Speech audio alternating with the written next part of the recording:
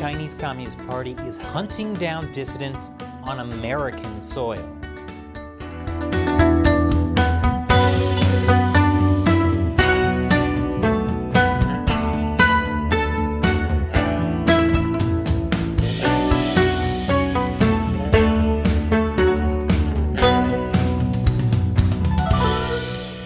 Welcome to China Uncensored. I'm Chris Chappell.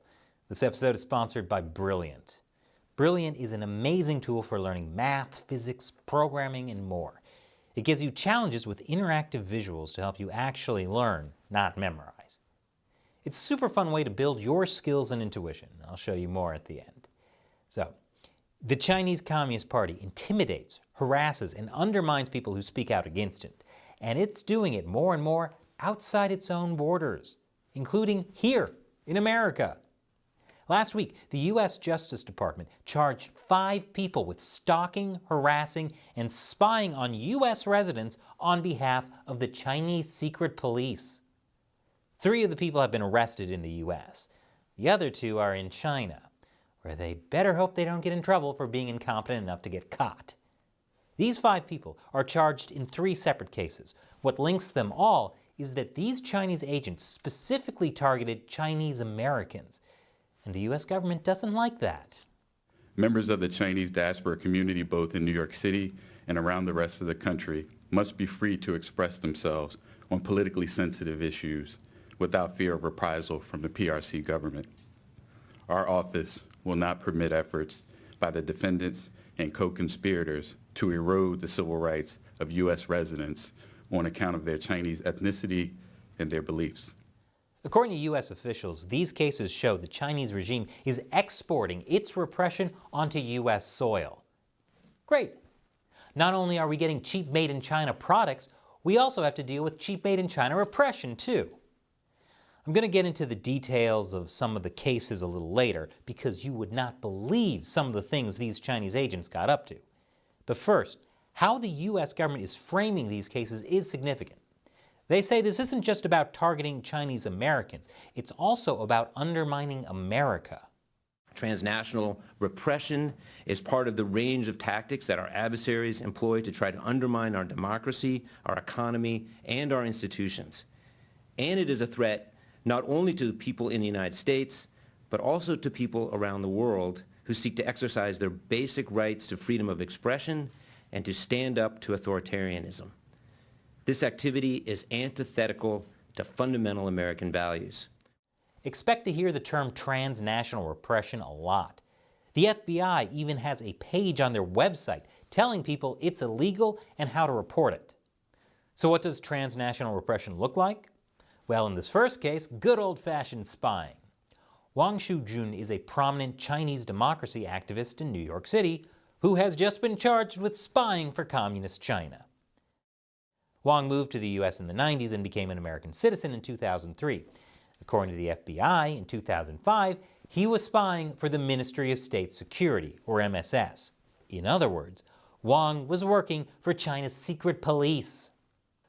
Wang had 4 different MSS handlers who asked him to spy on various pro-democracy activists in the U.S. and Hong Kong. That was easy because Wang helped co-found a Chinese pro-democracy nonprofit. Wang met with his handlers in person when he traveled to China. He also communicated with them through email diaries he would write about the activists he was asked to spy on. And Wang didn't just spy on Chinese pro-democracy activists. He was also asked to spy on Tibetans, Mongolians, and Uyghurs in the U.S. as well as Hong Kong activists. The most prominent person Wang spied on was Albert Ho, a former Hong Kong pro-democracy lawmaker. Ho is now in prison for organizing protests in 2019. Although it doesn't look like Wang got a lot of dirt on Albert Ho, it shows the effort the Chinese Communist Party makes to monitor people they consider a threat. Wang's reporting to the MSS about Albert Ho likely represented only a portion of a multifaceted effort by the PRC government to track Ho. So how did Wang get caught? It's clear from the court documents that the FBI was building a case against Wang for years. And then they sent an undercover FBI agent in to pretend he was sent by the MSS to give Wang a message. What was the message? That Wang was being investigated by the FBI. So what did Wang do? He asked the undercover FBI agent to help him destroy the incriminating evidence, which is pretty hilarious. Well, not for Wang. The MSS is not sending their best, something that will be even clearer in the next two cases, right after this short commercial break. Welcome back. Last week, the U.S. government charged 5 people with acting as agents of the Chinese Communist Party in the U.S. One of them was Lin Chiming, a supposedly retired MSS agent living in China. Last year, Lin contacted a private investigator in the U.S. to dig up dirt on this guy, Wang Xun. Yan was a Tiananmen Square protester who moved to the U.S., became a U.S. citizen, and served in the U.S. Army. Then, Yan decided to run for Congress. I don't know how good his chances actually are, but the MSS decided he needed to be squashed just in case. So, Lin contacted a private investigator and asked him to either find or create dirt on Yan to undermine his candidacy. Here's an idea that Lin threw out there. What about a honey trap? Just hire a prostitute and take some photos. But if all else fails, how about some violence? You know, beat him until he can't run for election. That one's a classic. Or if that doesn't work, how about a car accident? Something to make sure that on the day of the election he can't physically get there. I guess MSS agents don't know how elections work. Unfortunately for Lin Chiming, the private investigator he hired immediately contacted the FBI and then spent the next few months recording all of their conversations and giving them to the FBI. But as thuggish and ham-fisted as Lin's actions were, U.S. officials point out that there's something bigger going on. For decades, the Chinese Communist Party has targeted, harassed, and threatened U.S.-based Tibetans, Uyghurs, Falun Gong members, and pro-democracy activists. And now, as if that weren't offensive enough, the government of China has targeted the campaign of a candidate for Congress. This is clear evidence of their efforts to undermine our electoral process. I guess according to the Chinese Communist Party, if you can't buy a politician off, you can always kneecap them. More after the break. Welcome back. Sometimes when you're trying to undermine America, you can't do it on your own. Sometimes you need a team. Let's call them the Dminus Team. Frank Liu and Matthew Zaburis live in Long Island, New York. Sun Qiang was their handler in China. Sun worked for a Chinese company that was acting as an intermediary for the MSS. He hired Liu and Zaburis to spy on and harass Chinese dissidents. For example, he had Liu try to bribe an IRS agent to get the tax returns of a dissident. That was to create a scandal if there was something wrong with his taxes. Really? A tax scandal? At least the other MSS guy thought of setting up a honey trap. Zaburis and Liu also spied on Chen Wei-min, a dissident artist who created this statue of Xi Jinping as a coronavirus. I can see why the MSS was upset about this. Where's Winnie the Pooh? Zaburis spied on Chen, including bugging Chen's office and car. And Chen's CCP virus statue was repeatedly vandalized and then burned down after Zaburis, Sun, and Liu discussed destroying it.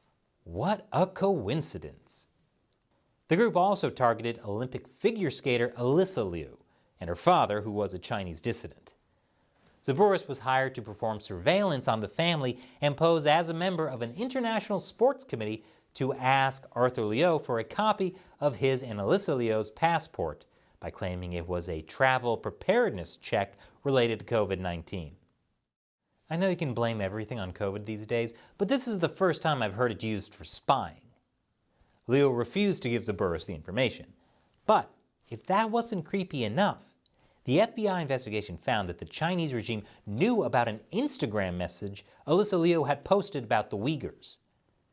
And while she was in Beijing for the Winter Olympics, a man approached her and tried to lure her to his apartment. That's terrifying, and clearly in violation of Beijing's Olympic COVID bubble. But while Sun hired Liu and Zaburis to spy on and intimidate Chinese Americans, it doesn't look like they accomplished much. But if nothing else, the arrangement was lucrative. So Burris made over 100 grand, while Liu made more than 3 million. Maybe that'll pay for some good lawyers. These are only the cases that we know about, because the FBI investigated and found these Chinese agents clearly broke U.S. laws. But the FBI believes this is happening on a much larger scale. We have dozens of transnational repression cases. However, we believe we should have hundreds. That's why the U.S. government is asking for victims of transnational repression to contact the FBI, and I hope they do. We need to expose what the Chinese Communist Party is doing in America.